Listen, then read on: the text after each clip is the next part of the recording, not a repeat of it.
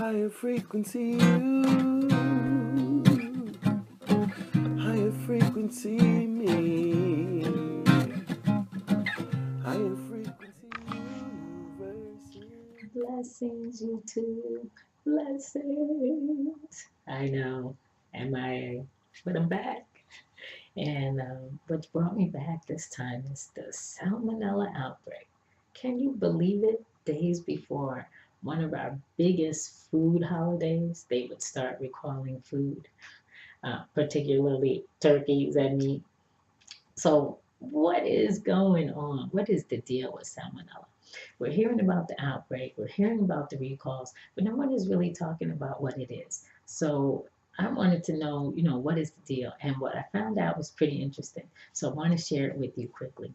So, basically, there are over 30 species of salmonella. Salmonella is a bacteria that is found in human and animal feces. So, right now, the eggs and the chicken are being contaminated with salmonella. I think it has a lot to do with how they are kept and grown. Um, you know, chicken eat their feed off of the ground. They poop on the ground. Nobody can really clean up their poop. And because of the way that they have them in these closed conditions, it's not unlikely that they're eating some poop every now and then. And then they become infected, and then they lay the eggs. And guess what? You guessed it. The eggs have the salmonella. So that's why they say don't eat raw eggs. So, or raw meat. It's a terrible thing. You can also get it from human to human contact. Let's say someone touched some, salmonella bacteria, and then they touch their mouth, and now they have it, and they come and kiss you. So now guess what? You both have it. So you can get it from kissing, you can get it from sharing utensils, you can get it from sharing drinks, lip balm, you can get it from, I don't know, you can also get it from sex. Remember, it's a bacteria that is contracted by coming into contact with feces. So just keep that in mind. Now, this bacteria can live on a surface for up to 4 hours. And I think that is very important to know, because that is one of the ways that there is able to be cross contamination. And what that means is that you can have it on one food product, and it'll get on to another one, and then it'll just spread from there. It can get on your counter and spread from to everything, and then everything is sick and everybody is sick. And as a matter of fact, there are over 1 million cases that are reported. And because it is a stomach virus, like E.Coli and Listeria, lots of people just write them out. They don't really go and report it. So imagine if there's over 1 million reported cases, imagine all the ones that are not reported. And on top of that, there's nearly 500 deaths from it each year. And the reason why is because this bacteria attacks in your gut. It goes right to your stomach. It goes, comes in your mouth, and it goes to your stomach, and it goes right into your intestines, and it latches on. And our bodies are so magnificent and so self-protecting that they immediately try to throw this bacteria out. So there's where you get that throwing up and that diarrhea. That is your body saying, oh, no, you don't. Not here, not today. And it will fight, fight, fight until it gets it out. This is a crucial time in the infection. This is when you want to stay hydrated. Really, I say the best way to beat salmonella is not to get it at all. But if you do get it, you want to be hydrated so that you give your body all that it needs to flush it out, flush it out, flush it out. That diarrhea is what can cause people to really, really get sick.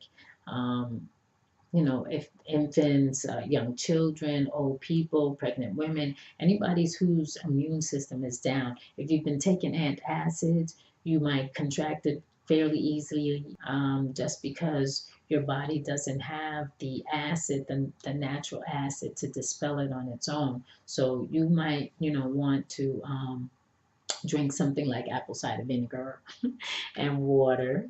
That will also help you. You can make a ginger tea, garlic tea. Any of those things have antiviral, antibacterial properties, will also help you fight the bacteria and get it out of there. But just to backtrack a little bit, before you even get to the eating part where you've contracted it, when you get to the supermarket, those plastic bags that you see, use them. Use them. That's what they're there for. They're to contain whatever bacteria may or may not be on the packages. When you go to get your fresh fruit, take a bag. I use them as gloves. I take a bag, I put my hand in, and I touch and grab the fruit with that. Then I pull it in and then put it in my cart. And that's how I do it. When I go to the meat section, I don't even touch the packs because sometimes they're slimy, and I already know I don't like slime. I don't like slime. So I get a plastic again, and I carefully select my pack. You don't want to select a pack that is puffy. A little bit of air pocket there. Don't pick that. That means that that pack is already brewing. The bacteria is already brewing. It's like, a gas develops first, and then the bacteria start munching away and growing, growing, growing. You don't see it, but that little that little air puff lets you know that it's started. So you don't want that pack. So look at your meat, get your meat, make sure the pack doesn't have any brown, the meat doesn't have any brown on it. It could be poop. It could be, cross-contaminated bacteria. Get your meat home, separate your stuff.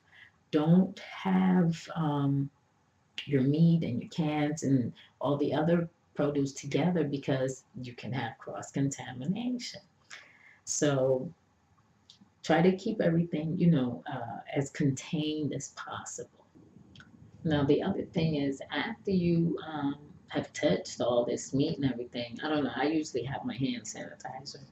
Wash your hands. As I already mentioned, this bacteria can live up to 4 hours before it gets a host. And it gets a host by going into someone's mouth. Wash your hands. Wash your hands. Tell your children after they use the toilet, wash their hands. They may or may not have come into contact with their own feces. Wash your hands. The other thing is food preparation. From what I understand from the CDC, something like 97% of the cases come from not preparing the food properly. Clean the surfaces. You've got to clean your surfaces before and after you prepare your meats. I don't know, I come from a Caribbean background, so any meat that is going to be cooked is soaked in lemon, vinegar, salt, something. They don't just take it from the pack, season it up, and cook it. If you're doing that, stop. Don't ever do it again. When you get that meat and you're ready to eat it, soak it at least 15-20 minutes in white vinegar. Let me tell you why. Water is more acetic acid and it kills that bacteria. Yep, it will kill the salmonella. So you want to soak it. If you don't have vinegar, you can use salt water, anything. Try to wash it, soak some of that bacteria out. Lemon juice is also good. Ginger is also very, very good. So you want to soak your meat, wash it, rinse it off, clean the surfaces, prepare it, cut it. Whatever you're using to cut it on, make sure that you cleaned it before and after. Use vinegar. Vinegar is excellent. If not, you can use bleach. Bleach is good, old tried and true. But if you want a chemical-free food prep area, then you can use white vinegar. White vinegar is the best. So soak your meats, wash your meats. Now, ground meat, not so easy to soak, and that's what is being recalled as well. So with that and with your meat that you soak, you want to cook it well. Do not, if it's pink, if it's blood coming out, it's not ready. just not ready. So that's basically it. Salmonella is a bacteria that comes from feces. It is contracted when you touch the bacteria or someone you know is infected with the bacteria and they come in contact with your mouth. Your mouth leads it to your gut. Your gut leads it to your intestines, and your intestines say, no, no, no. They start with the diarrhea, they start with the throwing up, and then there's where you're sick. If you get a fever, run. Do not walk. Run to the emergency room. You don't want this bacteria to go into any other organs in your body. If it gets into your brain, you can get meningitis. If it gets into your heart, you can get endocarditis. If it gets into your bones, you can get osteomyelitis. Um, in any case, you don't want it to enter into your body more because it'll start feeding off of the tissues in your body and causing a risk and a potential of death.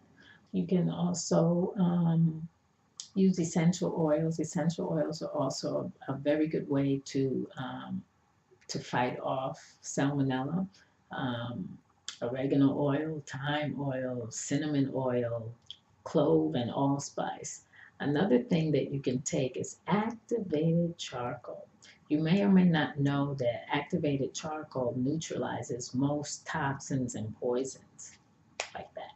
So, but if you do use activated charcoal, make sure, like I said before, that you hydrate. It's very, very important that you hydrate yourself as you're taking the activated charcoal. So there you have it. Salmonella, nothing really to play with. The producers of the livestock, they have a lot of work to do on their end as well because conditions for the animals are not right.